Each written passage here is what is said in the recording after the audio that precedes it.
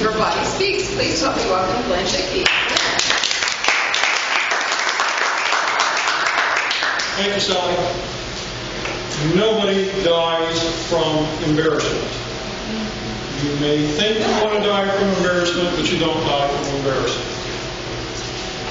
I'm going to talk about three things tonight. One is your body image. The second is your stance. And the third one are your hand gestures. Whenever you're going to be in public, it's always best to go ahead and check your body image before you're going to go out and speak. So before I came down here tonight, I did the 360-degree check. I made sure that my pants were zipped, shoes were tied, nothing was sticking out in the back. When you go to the restroom, or if you have to go to the restroom, on the way out of the restroom, do the 360-degree check just to make sure that nothing's there. Then when you get up in front of the people, you are a lot more relaxed and comfortable because it lessens that first chance of embarrassment. What happens if something does happen? For us guys, if the fly's unzipped, what do? You simply say, excuse me, turn around, fix the problem, and turn around and come back and re-engage your audience. Will people get upset? No, it happens to everybody. It's going to happen to you if we're going to be out in public. So what do? You take care of the situation and you go on. If you can, make a joke about it, but keep on going. They'll appreciate you for that. So do the 360-degree body image check. Number two, stance. For the guys, my biggest bugaboo, the thing that drives me absolutely insane, is when the guy speaker sticks his hand in his pocket and starts doing this. Because I don't know what he's got hold of. It really bothers me to see the speaker that's up there. And it's even worse if the speaker has a coin purse or coins in his pocket and starts jiggling the coins. And you talk about really distracting. Don't do it. So try to keep your hands out of your pockets. Now, how do you keep your hands out of your pockets? I use a little crutch. I was out on a nice trip just recently and picked up this coin. I'm a person that likes to do things with my hands, so all I do is just take that little coin, put it in my hand, and it's there. You don't necessarily know that it's there, but it gives me a place to take that hand so that I don't do my other favorite thing when I'm under nervousness, which is to take my hands and do this. When you do this, you start looking nervous. The other thing is you tense up your muscles and you are going to get nervous. So I can hold onto this with my hand. You won't necessarily see it. If I get comfortable, I can just slip it into my pocket and keep right on going. Your other stance. Don't do the fig leaf. Right? Don't clutch your hands like this, or do what they used to make you do when you were in choir, which is hold your hands this way, because that presents your nervousness to your crowd. Everybody understands that you might be a little bit nervous about talking in front of people. Try to make your gestures as normal as you can. I have to pause for a minute here. I think what the next thing is going to be said. Okay, so do not do that. Also remember the little spiel that Bill Cosby used to have on one of his things where he said he was going to be on television and the guy said, you are not allowed while you're on television to touch or scratch certain parts of your body. So you don't want to do that either. If you have to get somebody and excuse yourself for a minute, then come back so you can bring somebody up and do whatever you can. On your hand gestures, you also want to be careful about making any signs that are not considered appropriate. And one of the things that here in the United States, especially now here in Columbus, since we have so much foreign people that are coming in, the gesture, this is considered to be an okay gesture in the the United States and in this area. In parts of the world, that's considered obscene. It's considered an insult. So while I'm up here, you don't see me going, hey, go do that. Don't do it. Keep your hands there. Another thing I try to do is not to spread out my fingers as much, although that does work for me. Try to keep my hands this way. It keeps down on the wave and it keeps down on the distraction. So hand gestures. So let's see, I said 360-degree body image, stance, and the hand gestures. So those were the three things that I have. Also, if you have a podium, now we don't have a podium here tonight, which is kind of nice because, thank you, because as you see another gesture that I do is I have the tendency to walk back and forth. Try to keep your position within the same spot. If you're trying to project authority with the podium, place yourself centered behind the podium. If you want to get more comfortable with your audience, come out around the podium, whichever side is most comfortable to you. Come closer to your audience.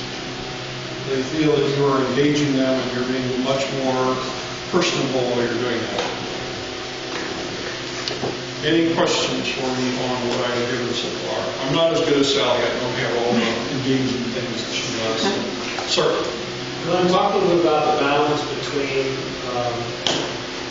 how much is too much walking back and forth and how much, is, obviously we don't want to just stand still. But the thing where you feel like you're in a tennis match and that's too much, can you give some idea of balance? One of the things in Toastmasters, so the question is how much movement is good?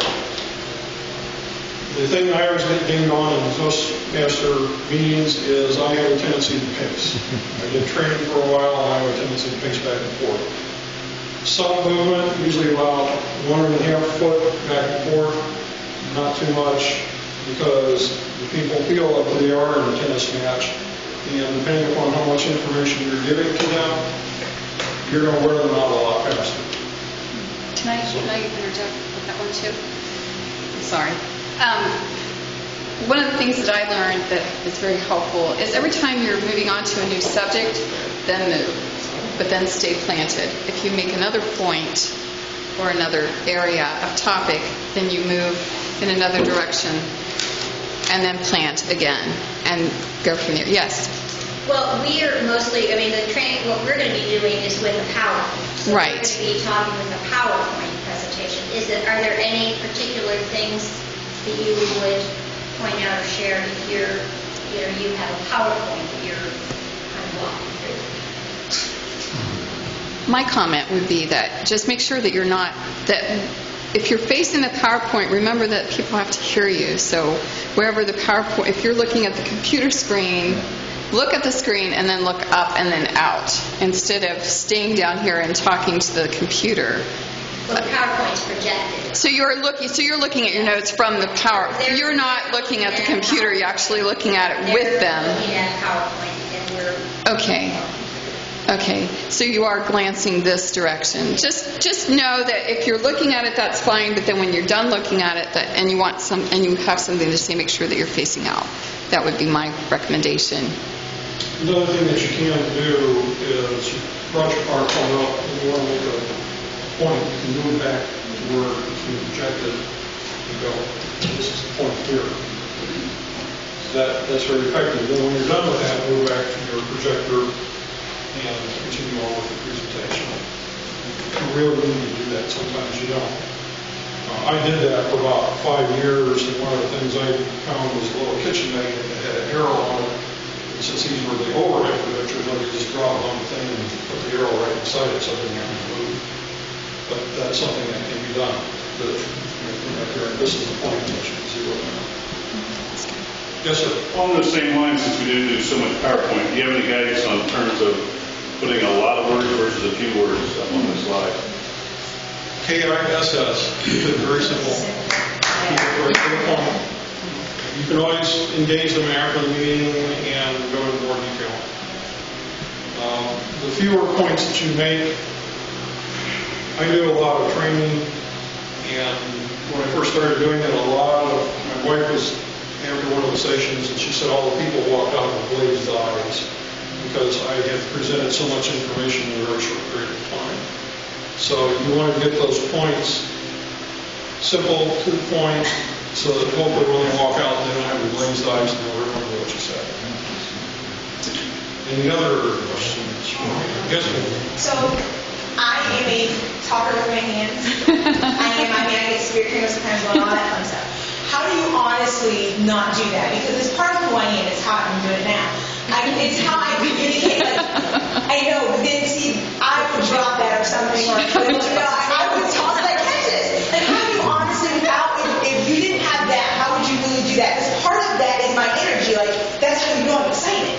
And so, how do you maintain that where you keep cool and still don't just pick your hands down and tuck them down and talk like you're running to them? That's what would happen to me. I'm either all in or I'm down here. Like, how do you honestly do that? I don't have an answer for that. I do. I have an answer for that. I'm sorry. I'm taking a class with one of the world champs of speaking. He won the 2000, I think. Craig Valentine won. And anyway, his suggestion was try it in practice not to move at all. And he said, and then when you I know, but it makes you think about why you're doing your movements. And then when you get in front of people, just let it go, and it should tame it back. But please be authentic. Don't try and change yourself to fit a presentation. You should always be yourself, and it makes your job so much easier if you are authentic. People will believe you and believe what you're saying if you are who you are. Okay? Besides the PowerPoint, we have 2 tables of visual aids set up explaining what these folks are going to be doing and in charge of as podium location managers. A lot of us pick up the tool for emphasis. Yeah. It works. Yeah. Problem solved. The other thing that we have too is the remote clicker. And so that if you choose to use that will be in your hand as well. And I'm a hand talker too. Our classrooms are not a typical predetermined classroom. The way it's set up, there could be tables like this or round tables. And when we move, we're actually supposed to be getting eye contact with someone in the audience to bring them into the lecture. And I haven't heard any of you say anything about eye contact with your audience. It depends on your audience. In this audience, I don't know if you noticed, but I've been walking around. Right, you have. And that's the same type of audience we're teaching to. And that's what I try to do, engage each person. It just takes a fraction of a second that you get that eye contact. That is very important. And in the larger audience, the reason why I didn't bring that in is because I didn't know what size audience you have. If you got an audience of 300-400 people, it's kind of hard to fix them. No, probably 40, 50 at the most. But keep your head away, do the eye contact, catch that person for just a second, so that you bring them in. And that's very important. One point I forgot to make is we're very accustomed to talking on the telephone. So we're accustomed to talking that far away from our mouth. And you may think you're projecting when you're not. So when you go in front of your audience, make sure that you're talking in a louder volume and getting that projected out. Steve bought us those ear microphones to put the microphone right there, inch away from your mouth. So. I'm in the wrong organization. And you have all the four. All right, I'm out of time. Next speaker will be Steve.